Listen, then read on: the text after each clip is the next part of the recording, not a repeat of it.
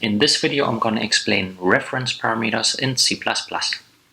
Let's start by creating a function called reset that expects a single integer, and all this function does is it resets the integer to 0.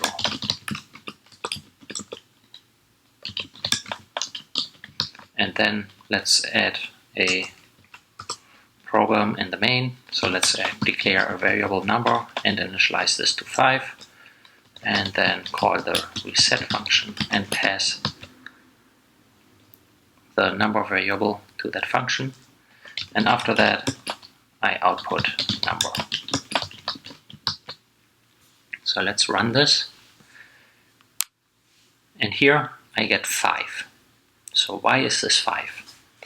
The reason is that we have a variable called number, so number is 5.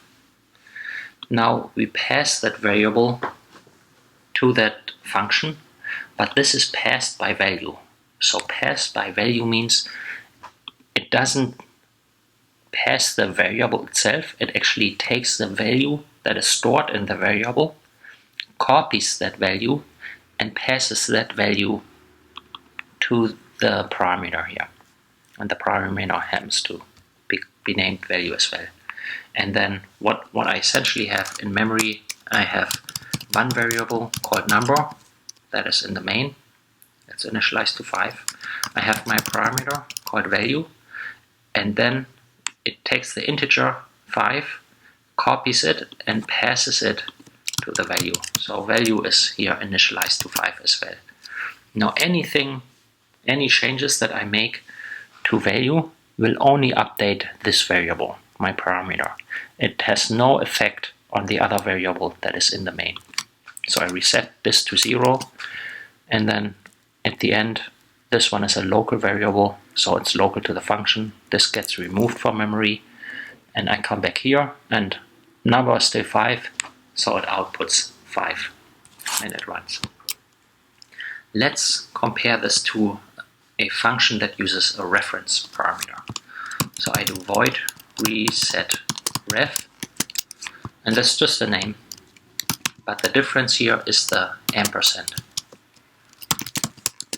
So the ampersand is a reference parameter. It's integer and then ampersand. I can use this for any type. And let's implement this below. Reset ref and ampersand, and then the same statement, value equals 0. So what you notice is that the only difference really is the ampersand. This is just a different name. That's just what I picked. But the return type is the same, the parameter is the same, but the parameter has a ampersand, and here the statement is the same. Now let's pass number to that as well. So we do reset ref, pass a number, and then we output number again. And let's run this program. Now we get 5, and the second time we get 0. So what happens here is that the ampersand takes the reference of the number variable. So essentially what this will do here is, I could type it like this. Reference means give me the address in memory where my number is stored, and then value only operates on that variable at that address. So this is stored somewhere in memory, number 5.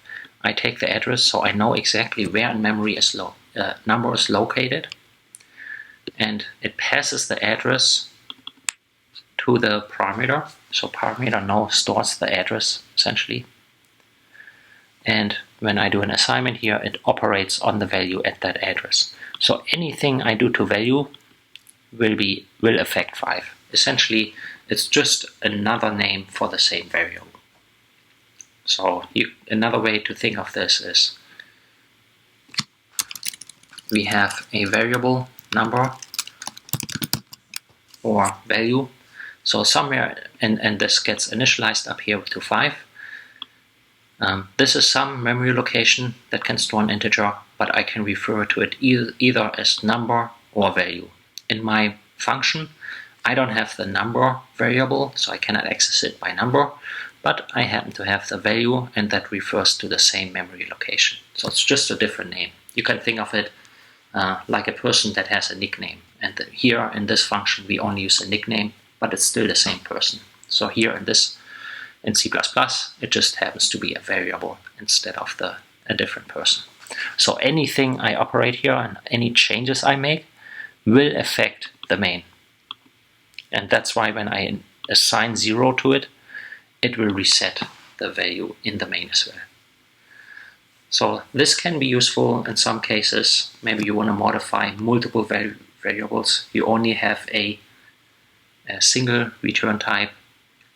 It also can be faster when you have large objects. These ones are just integers.